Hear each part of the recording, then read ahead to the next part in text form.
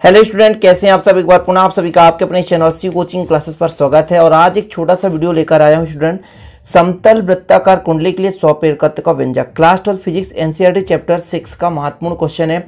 समतल एक वृत्ताकार कुंडली है ना, उसमें 100 प्रेरकत्व कितना होता है उसका गणितीय व्याख्या करना है। तो वीडियो को अंत तक देखिएगा, थोड़ा सा मजा आएगा, कोई दिक्कत नहीं है, आसानी से बस समझने की कोशिश करिएगा, ठीक है।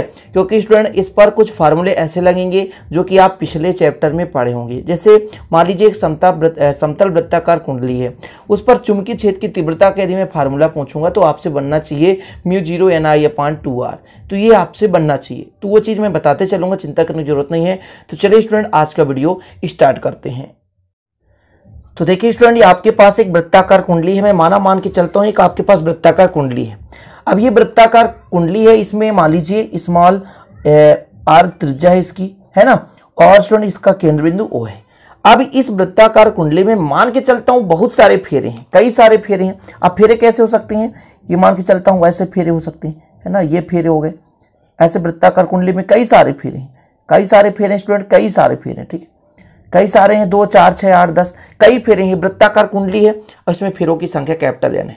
तो माना I त्रिज्या वाली एक कुंडली में फेरों की संख्या कैपिटल N है। कितने फेरे हैं, कैपिटल N है, तथा उसमें I धारा प्रवाहित हो रही है। कितनी धारा स्टूडेंट, I धारा प्रवाहित करने पर उसके केंद्र पर उत्पन्न चुंबकीय क्षेत्र की तीव्रता कितनी होगी।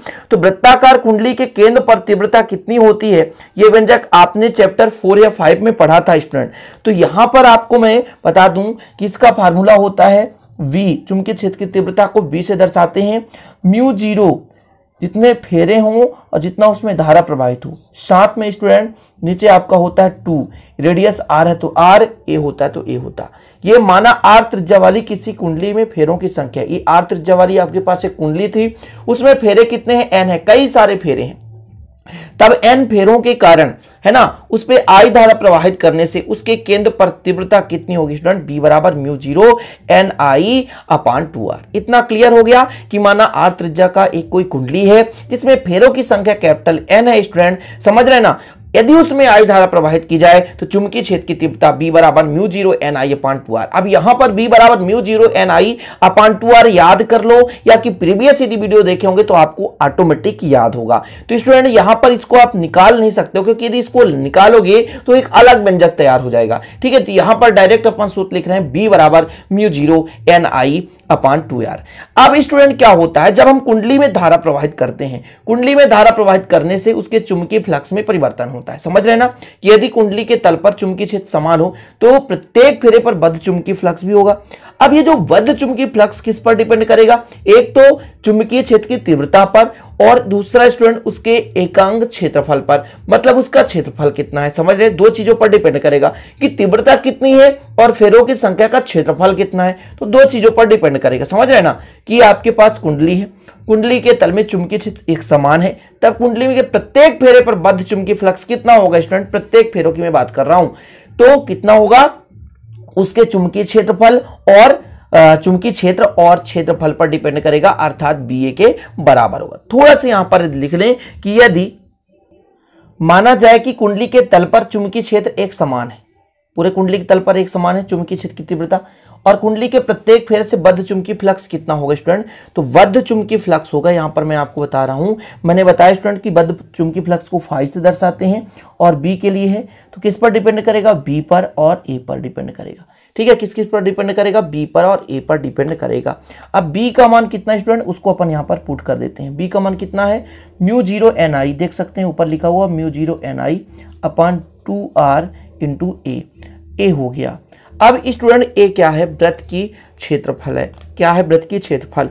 अब वृत्त की क्षेत्रफल कितनी होती है तो आप बता सकते हैं, जी हाँ, चूंकि A बराबर स्टूडेंट πr², ये होता है। ये A क्या है, वृत्त का क्षेत्रफल है। A क्या है, वृत्त का क्षेत्रफल है। तो यहां पर मैं लिख सकता हूं कि φb equal μ0 Ni/2r into πr²। एक r से r तो कैंसिल हो जाएगा, एक r से r कैंसिल हो जाएगा। कितना बचेगा स्टूडेंट आपके पास, तो ये बचेगा μ0 बचा। फिर स्टूडेंट कितना है, n है, तो n है, और पाई भी है तो पाई कर देता हूँ, पाई है ना, फिर n, और इसके बाद स्टूडेंट r है तो r कर दूं बटे 2 कर दूं, और यहाँ पर धारा I कर दूं। ये क्या आया, अभी आया चुंबकीय फ्लक्स, प्रत्येक फेरे से बद्ध चुंबकीय फ्लक्स। ये प्रत्येक फेरे पर बद्ध चुंबकीय फ्लक्स है। अब यदि आगे इसको लगाया जाए, यदि मैं कह दूं किंतु L बराबर कितना होता है, 100 प्रेरकत्व बराबर 5e बटे कितना स्टूडेंट, आपका I होता है, ठीक है ना। तो यहां पर आप 5e रख दोगे, कितना, म्यू 0 पाई एन आर बटे 2 है तो 2, ठीक है स्टूडेंट। और यहां पर हो गया किसका मान, इसका मान रखा मैंने, और I था तो I। अब इसके नीचे एक ऑलरेडी I है, तो ऐसा हो गया। देखिएगा ये एक I, इस I के कारण ये I है, 2 नीचे आ गया और एक I ऊपर है। अब 2 I से I कट गया, तो L बराबर कितना आ गया स्टूडेंट, L बराबर आया म्यू 0 पाई एन आर बटे 2, इतना हुआ। लेकिन ये आपका नॉर्मल स्टूडेंट। इसके बाद मैं कह दूं कि n फेरों के लिए, कितने फेरों के लिए, n फेरों के लिए, n फेरों के लिए 100 प्रेरकत्व, n फेरों के लिए तो n का मल्टीप्लाई कर देंगे तो L बराबर हो जाएगा म्यू 0 पाई, एक n ऑलरेडी पहले से था, एक n और आएगा n स्क्वायर आर बटे 2। जी हाँ, यही व्यंजक है, यही व्यंजक स्टूडेंट, ये आपका कंप्लीट हो चुका, देख सकते हैं। सिंपल तरीके से आप आसानी से कर सकते हो, कोई भी कठिनाई नहीं होनी चाहिए, ठीक है स्टूडेंट। इतना तो समझ में आ ही गया होगा। इसके आगे स्टूडेंट थोड़ा सा आपको इस पे और क्या लिखना है, ऐड करना है। यहाँ पर ऐड करना है कि यदि परिनालिका जो है म्यू और अपेक्षिक चुंबकशीलता वाले क्रोड पर लिपटी हो, है ना, मतलब कहने का मतलब एक नर्म लोहे पर लिपटी हो। किस पर स्टूडेंट, नर्म लोहे के क्रोड पर। किस पर, नर्म लोहे के क्रोड पर लिपटी हो, तब इस पर जो 100 प्रेरकत्व का मान, जो L का मान स्टूडेंट, वो कितना हो जाएगा, L बराबर हो जाएगा म्यू 0 इंटू म्यू आर, है ना, और आपका पाई एन आर बटे 2, ये हो जाएगा। अब इसको यदि मैं बदलना चाहूँ तो ये किसके बराबर, म्यू 0 इंटू, यहाँ पर स्टूडेंट मैं आपसे बता दूँ कि म्यू 0 इंटू म्यू आर होता है म्यू के बराबर। ये सारा बेसिक चीज़ें हैं, शायद आप लोगों ने पढ़ा होगा। और ये हो गया म्यू हो गया, पाई हो गया, एन हो गया, आर बटे 2 हो गया। स्क्वायर था स्टूडेंट, स्क्वायर तो स्क्वायर कर देते हैं। ये हो गया आपका, इतना हो गया कंप्लीट। अब इससे आप निर्भरता निकाल सकते हो, इससे आप निर्भरता निकाल सकते हो। कैसे निर्भरता निकालोगे, मैं आपको पूरा बेसिक समझाऊंगा। यहाँ तक आपको समझ में आ गया होगा ना। इसके बाद स्टूडेंट, इसके बाद ये भी आपको समझ में आ गया होगा कि यदि परिनालिका म्यू और अपेक्षिक चुंबकशीलता वाले नर्म लोहे के क्रोड पर लिपटी हो, तब यहाँ पर अपेक्षिक चुंबकशीलता का मल्टीप्लाई कर देंगे। यहाँ पर स्टूडेंट आपका आ गया म्यू, ठीक है। अब ये किस किस पर डिपेंड करता है, तो एक चुंबकशीलता, ये म्यू क्या है, चुंबकशीलता, ध्यान दीजिएगा, अपेक्षिक नहीं है, एक निरपेक्ष ना अपेक्षिक, ये निर्वात में स्टूडेंट, और ये चुंबकशीलता है, समझ रहे ना। तो अंदर रखे हुए किसी पदार्थ की चुंबकशीलता, म्यू 0 क्या है, निर्वात के लिए, म्यू आर क्या है, अपेक्षिक चुंबकशीलता है, म्यू क्या है, चुंबकशीलता है।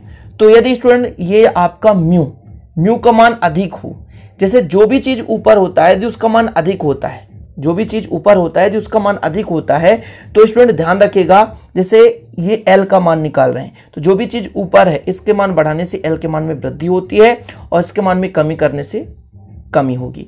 तो यदि स्टूडेंट यहाँ पर चुंबकशीलता अधिक होगी तो 100 प्रेरकत्व के मान में वृद्धि हो जाएगी, ठीक है। अर्थात यदि स्टूडेंट कोई भी कुंडली के अंदर मतलब रखे पदार्थ, जैसे नर्म लोहा है, किसी का क्रोड है, यदि उसकी चुंबकशीलता अधिक है तो कुंडली का 100 प्रेरकत्व अधिक होगा। दूसरा स्टूडेंट फेरों की संख्या, फेरों की संख्या सीधा वर्ग है, इन्हें सीधे समानुपाती है। यदि कुंडली में फेरों की संख्या अधिक हो स्टूडेंट तो 100 प्रेरकत्व भी क्या होगा, अधिक होगा।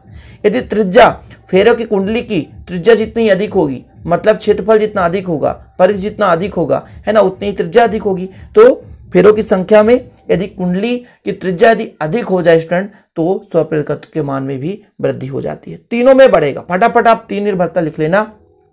पहला नंबर कुंडली के अंदर स्टूडेंट रखे पदार्थ की चुंबकशीलता पर, तो आप लिख दोगे कि कुंडली के अंदर रखे पदार्थ जैसे नर्म लोहा की चुंबकशीलता अधिक होने पर 100 प्रेरकत्व भी अधिक होगा। दूसरा स्टूडेंट आपको लिखना है फेरों की संख्या n पर, कि यदि कुंडली में फेरों की संख्या अधिक हो तो 100 प्रेरकत्व का मान भी अधिक होगा। तीसरा लिखना है त्रिज्या पर, यदि स्टूडेंट कुंडली की त्रिज्या अधिक है तो 100 प्रेरकत्व तो अधिक होगा। तो इस प्रकार से 3 निर्भरता इसके कंप्लीट कर लेना। तो आशा और उम्मीद है स्टूडेंट की समतल वृत्ताकार कुंडली के 100 प्रेरकत्व का व्यंजक आप कर लोगे। मैं कोशिश किया 100% समझाने की, और यदि समझ में आ गया तो प्लीज कमेंट बॉक्स में बताना कि कैसा लगा वीडियो। अच्छा लगे तो लाइक कर देना, दोस्तों के साथ शेयर भी कर देना, नहीं है तो चैनल को सब्सक्राइब कर बेल आइकन भी प्रेस कर लेना। मिलते हैं इसी प्रकार अगले वीडियो में, तब तक के लिए जय हिंद, वंदे मातरम।